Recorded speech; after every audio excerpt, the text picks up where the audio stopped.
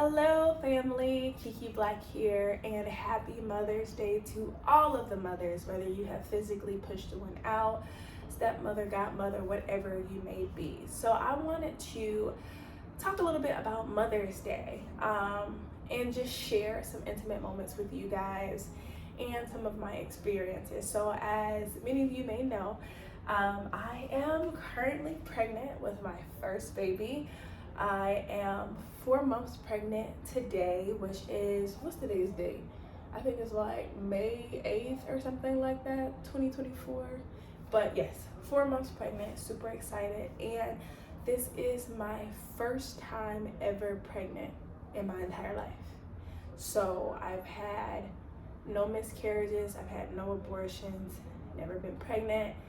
And Mother's Day has always been hard for me, and so I just wanted to talk a little bit about that and give insight and hopefully some hope and inspiration to some of you guys. I think it's worth sharing, and I think it's important to share.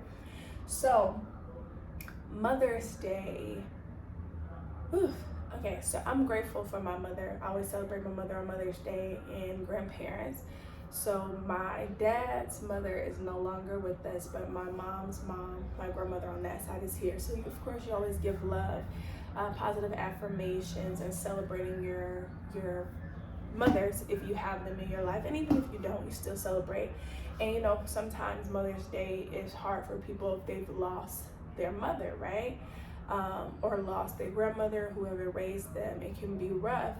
Sometimes people have hard times on Mother's Day because they've maybe lost a child or, you know, had some miscarriages or things like that. Mother's Day was hard for me because, for those of you who don't know, I was previously married. And in that marriage, I was a stepmother of a beautiful little girl. And in addition to that, I was trying to have a baby of my own. So remember, like I said, this is my first time ever pregnant, ever. And so to be in a situation where you're trying to have a baby and it's not happening. And I even got to the point where I was like going to the doctor and getting tests run, found out that I had fibroids, found out that I had ovarian cysts, all of these things that the doctors were telling me. But I'm like, okay, so how do I fix it? Do I get it removed? For both of them, it was just like, oh, well, it's not bad enough for us to do A, B, C, and D. Or we could try this, but it was always like a but. And I was told that I had them and that they can make things worse. I always had really bad cycles previously to changing my diet, but I'll talk a little bit about that as well. Really intense periods, sometimes to the point where I would pass out. Sometimes to the point where I had to go to the emergency room to just see what was up. And I'll be honest, there was a point in time where I felt like I couldn't do it. I felt like a failure because, you know, I my entire life, you know, I try to do things the right way, which as I get older and I do more studying and learning, I realize that there is technically no right way. You make the best of the situation, you make the best decisions possible. But in my head, I'm like, hey, I wasn't out here sleeping around with a bunch of people doing all of that. You know, I got married, and then after marriage, I tried to have a baby, and I'm just like, well, why isn't it working for me? And I got in a very judgmental state where I was looking at other people and I'm like, look at them and look at how they're doing their kids. Like, you know, how did they get a baby and not me? And like, they're not even a good mom. And, you know, very judgmental. And in some cases, you know, some situations you guys may agree with me and other ones you may not, just depending on the specific cases. But I was frustrated. I was overwhelmed. And there was a little bit of me that I think was upset because it was like, man, like, I try my best to do right by people. You know, I was in the church, you know, praying, wasn't out here backbiting or doing anything, trying to get over on people or anything like that. And I couldn't understand. Now I understand. But I couldn't understand why it wasn't working for me. And so I had my stepdaughter, at the time. And I had made peace because I loved her. I love her still. I love her so much. And I was like, well, I have this wonderful stepdaughter, so even if I can't have a baby of my own, at least I have her. At least I have this piece of me that I can pour my love into, that I could share. You know, we had things that we did together. You know, I would teach her how to cook some stuff, you know, all of those things, right? And fast forward, me and my ex-husband, we got a divorce. And so that was a big thing for him. It was, you know, kind of towards me, is trying to cut off that communication there. So I'm like, man, I went from trying to have a baby into being like, oh, okay, I'm okay because I have her, to having nothing. So now I'm just here. At the time, I had just hit 30. So I'm like, man, I'm turning 30 and I'm getting a divorce, so my divorce was finalized, I say a week after I turned 30. So I'm like, here I am thinking, you know, hey, I'll be married, starting a family, meaning having kids at this point, and I'm getting a divorce. So I'm starting all the way over. And of course, sometimes the anxieties of getting older and then having the biological clock and things like that, I was just frustrated and overwhelmed. And I'm just like, man, like, I tried to do the right thing. You know, I tried to be good. I tried to do it the right way. And I just couldn't understand. I was so frustrated, so overwhelmed. And I had to do a lot of deep diving into my mental, into my psyche for healing, which healing is a continuous process, right? So I'm still in that process as well. And I think I'm just going to take a little commercial break here. And it's important to know that just because you don't cry about a situation anymore, it doesn't mean that you're healed from it. A lot of times we think that, oh, well, I don't care, I can talk about it without getting emotional, I don't care, I've moved on, whatever. It doesn't mean that there aren't pieces of yourself that still need work. It's a continuous process. You have to make sure that you are continuously pouring into yourself and doing the work necessary to improve yourself, to heal, to grow mentally, spiritually, and emotionally. So after that, I went on a very intense spiritual journey.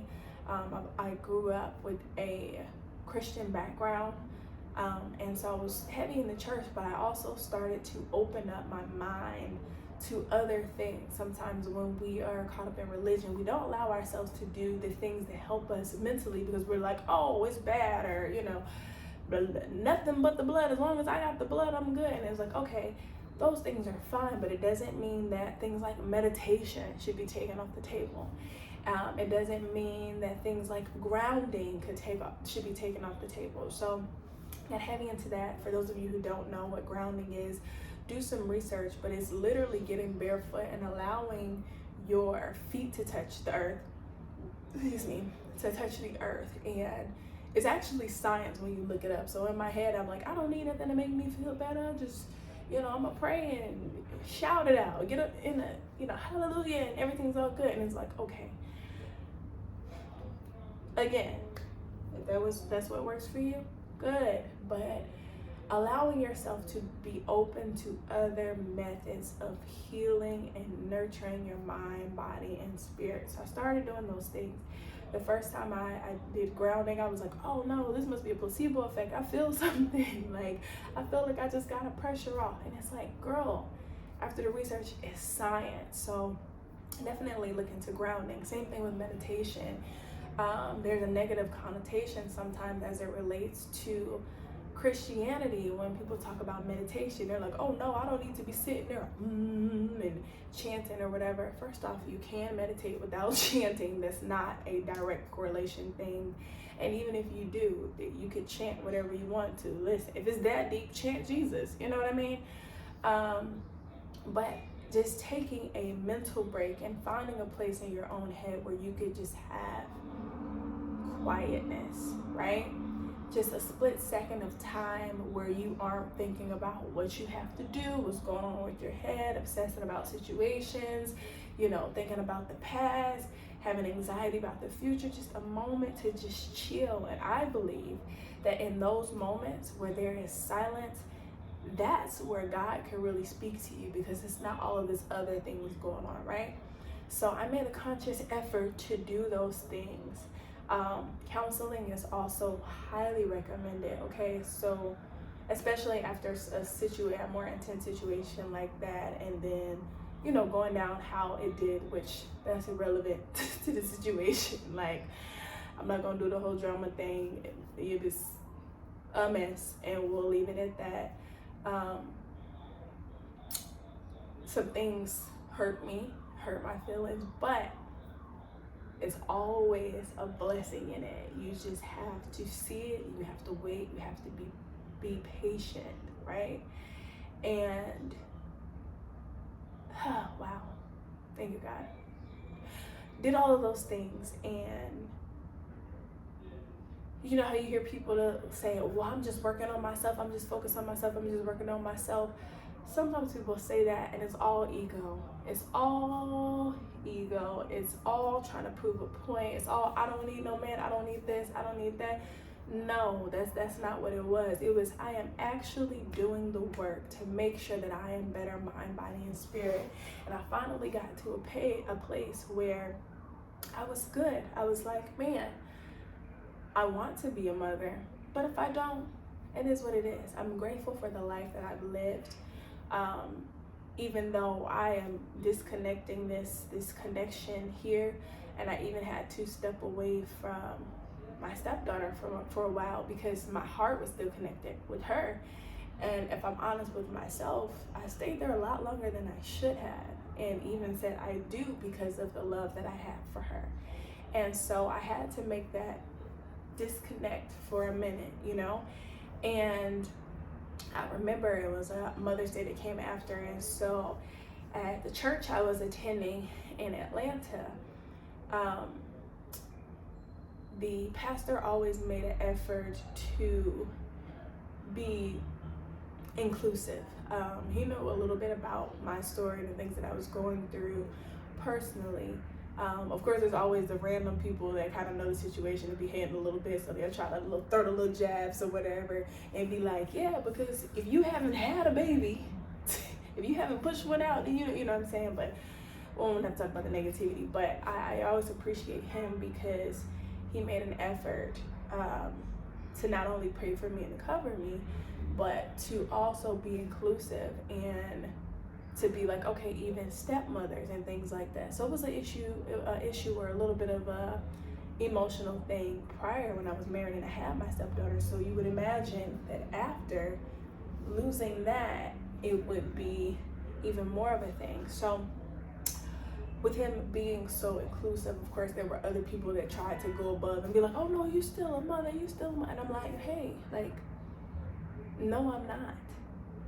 When I was a stepmother, I would have accepted it, because you could say, hey, you're still a stepmother, or hey, you're still this, we still want to honor you, we still want to say happy Mother's Day. And I got to the point, I'm like, no, like, I'm not a mother, and that's okay. I'm okay with that. You know, I don't need the ego stroke, I don't need the encouragement, or because then it could have been argued, but I'm not now, and I'm at peace with that. I am okay with that. I believe that one day it will happen for me, and even if it doesn't, I'm good, I'm okay, I'm blessed. I've had the opportunity to experience it on a stepdaughter level, and I'm good. And so I think some of the ladies were a little bit shocked on this Mother's Day, because they was like, oh, you know what I mean? But I had really gotten to a place of peace where I was good, you know. Moved to Panama, I'm like, I'm living life, you know, traveling, going to Colombia here, going back to the States, Miami, doing classes here, getting on yachts out here, just doing a thing. And at the moment, wow, at the very moment that I let go and stopped obsessing over it, because in my head I'm like, I'm getting older, another year passed, and in my head I'm like, okay, 35, when you turn 35, that's technically it's technically a geriatric pregnancy. Now, of course, there's lots of things that are available now to make sure that you can still have a healthy pregnancy after that, but you also have to have access to the funds and things for that as well. But I was obsessed with that for a minute, but I was like, cool, I'm good, whatever, I'm doing my thing, and I'm out here with my man, blah, blah, blah, blah. And I let it go. You know, I prayed about it, talked to God about it, and I released it. And out of nowhere, out of nowhere, which really isn't nowhere now that I think about it, out of nowhere, the very thing that I have been praying for and asking God for, and even some nights screaming about, being frustrated about, angry, hurting, it happened for me. And my baby isn't here yet, but I am 4 months pregnant. My pregnancy is going well. I have a healthy baby. Every time I go to the doctor, he's like, wow, your baby has a very strong heartbeat. Oh my goodness, he's big for his age. I'm just like, oh Lord, not too big. This thing still gotta come out of here, you know? And I am just really so blessed to have the opportunity to still experience it, even when I thought that it was over. And not even over in a bad sense, because like I said, I made peace. I was okay with it. I was cool. And so sometimes even going through these pregnancy symptoms, you know, when you just almost depressed, like over the toilet puking, like, whoa, especially in that first trimester, I just had to take a step back and be like, God, I thank you. God, I thank you. I thank you. I thank you. I thank you. You know, sleepless nights, God, I thank you, because this is something that I asked for. This is something I requested. This is something I begged for, you know, and here it is. I have the opportunity to be a mother of a baby that I will have on my own. And so I'm grateful, but also realizing that other people may be going through the same thing, or maybe they've lost a baby, maybe they've given up hope. But to let you know that either way, whether you have a baby or whether you don't, there is still hope, and you can be whole with the baby, without, right? And I'm just so grateful that I had the opportunity to experience that. And now that I look at it, how everything worked together, it's like coming to Panama, there's so much peace here. Like you can have the same amount of stressors, same stuff in the US, and you're just automatically 40% less stressed, right? The situation I was in prior to, you know, it was a very stressful situation. And even though I was asking God for a child, then he knew, he was like, girl, I'm trying to save you, and you keep over here with an attitude, like I'm trying to protect you, you know what I'm saying? Which I didn't see it at the time. But God's protection, even when you are going against what he's trying to set up for you, is like, even though you don't understand then what God is doing, he will set it up perfectly. So being here, coming into this place of peace, you know, Micah takes care of me. He makes sure I'm good. He's a provider. He's an awesome man, and I know he's going to be an amazing father. The way he loves and he takes care of me, like I have no doubts. And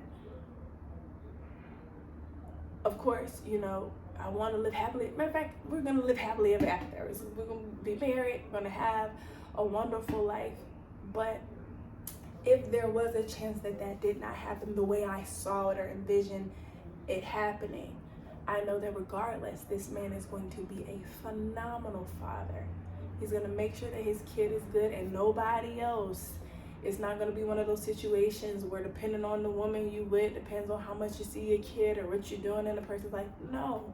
I know that he will make sure that his child is good. For one, this man is picky with his seed. He already like, but I'll put baby go into just his business.